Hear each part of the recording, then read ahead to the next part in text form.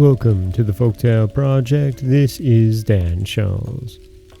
Today we have our last story for the week, and this tale, well, it features a knight and a king that we know very well, but it's an interesting tale in that its history is not quite so historical.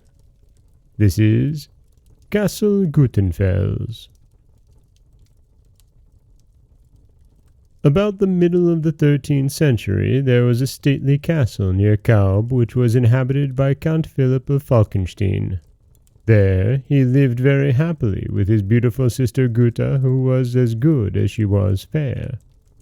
Numerous knights had sought to win her love, but none had achieved this conquest, the castle maiden having no desire to exchange her brother's hospitable home for any other.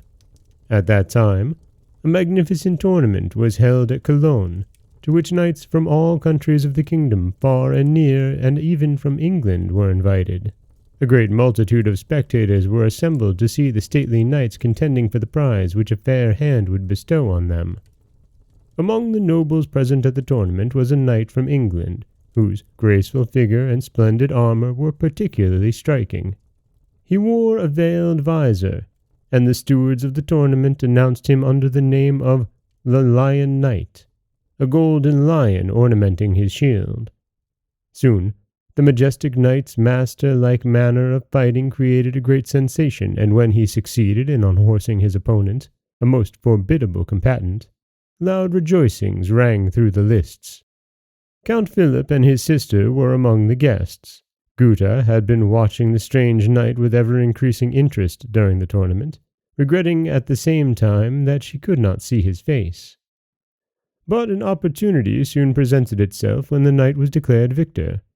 When she was selected to present the prize, a golden laurel wreath, to the winner, she became much embarrassed, and a feeling such as she had never before experienced seized her as she looked on the Briton's face for the first time.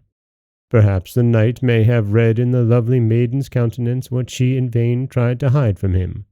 Perhaps a spark from that passionate fire which had so suddenly fired her heart may have flown into his soul, as he knelt before her to receive the wreath, which she placed on his head with a trembling hand. Who can tell? Afterwards, when these two were conversing together in subdued whispers, the knight silently admiring her grace and the maiden scarcely able to restrain her feelings, the thoughts which he longed to tell her flamed in his heart. The same evening in the banqueting hall, when the music was sounding within its walls, he was Guta's inseparable companion, and eloquent words flowed from his lips telling her of the love which his eyes betrayed. The proud stranger begged Guta for her love and swore to be hers.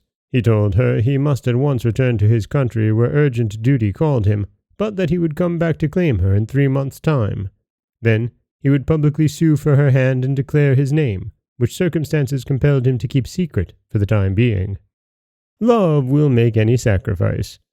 Guta accepted her lover's pledge willingly, and thus they parted under the assurance that they would soon meet again. 5 months had passed.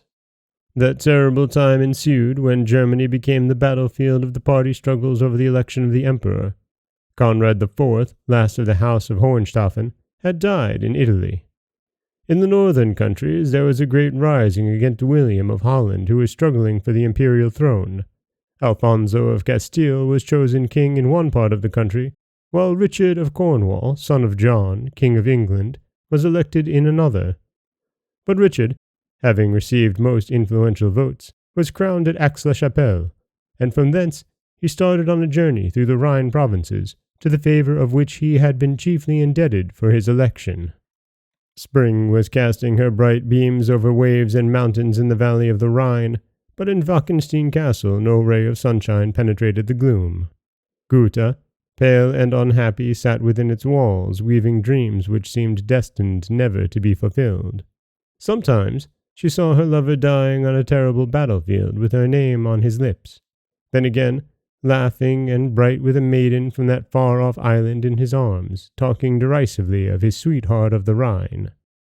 She became more and more conscious that she had given him her first love, and that he had cruelly deceived her. Sorrow and grief had taken possession of her, and all of her brother's efforts to amuse her and to distract her attention were in vain. A great sound of trumpets was heard one day on the highway, and a troop of knights stopped at the castle. Gutta saw the train of warriors from her window where she had been sitting weeping. The count, with chivalrous hospitality, received them and led them into the banqueting hall. His astonishment was great when he recognized the bold Briton, the victor at the tournament in Cologne, as the leader of this brilliant retinue, who had broken his secret pledge to his beloved sister. A dark glance took the place of the friendly expression on his face.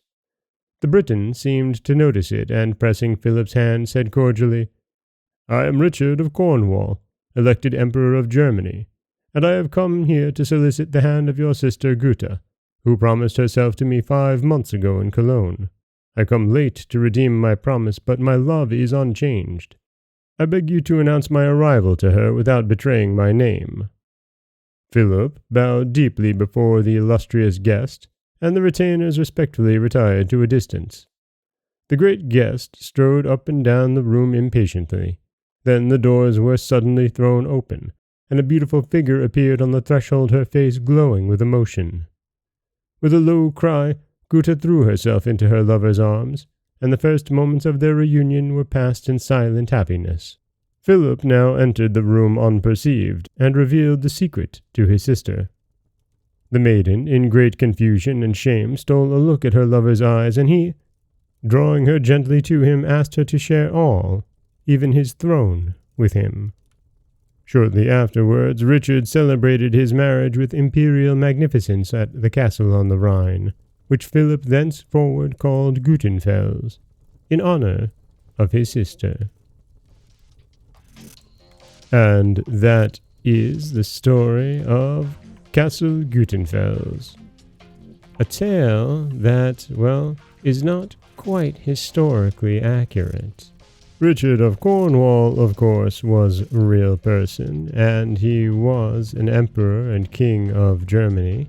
And, well, Gutenfels Castle is also very real and is situated on the Rhine above Kaub.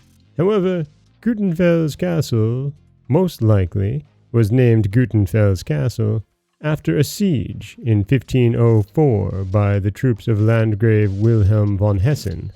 Then, the castle was renamed Gutenfels, or Solid Rock. But this story of love is certainly a much better tale, isn't it? This is Dan Scholz for the Folktale Project. Don't forget that you can subscribe to the podcast on Apple Podcasts, Stitcher, Google Play, Overcast, anywhere you like to get your podcasts. You can follow us on Twitter at Folktale Project. You can find us on Auto Radio, TuneIn Radio, iHeartRadio, Spotify, anywhere you like to listen. And you can always head over to folktaleproject.com, where you'll find a new story waiting for you every Monday, Wednesday, and Friday. As always, thank you so much for listening.